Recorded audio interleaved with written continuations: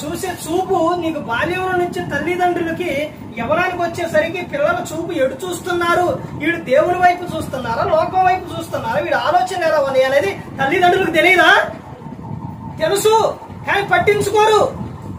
గద్దించరా సమయంలో, చెప్పరా సమయంలో.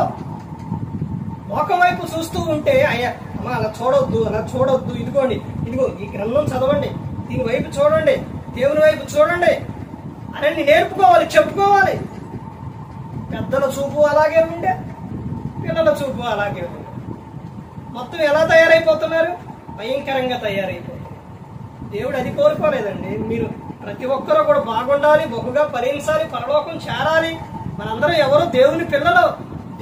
దేవుడు పరిశుద్ధుడు, యేసుక్రీస్తు ప్రభువారు. మరి ఆయన పిల్లలు అయినప్పుడు ఎలా ఉండాలండి? మనం ఎలా ఉండాలి? ఆయనకు లాగా జీవించాలి. మన చూపు, మన ఆలోచన అన్ని దేవుని వైపే ఉండాలి. ప్రతి ఒక్క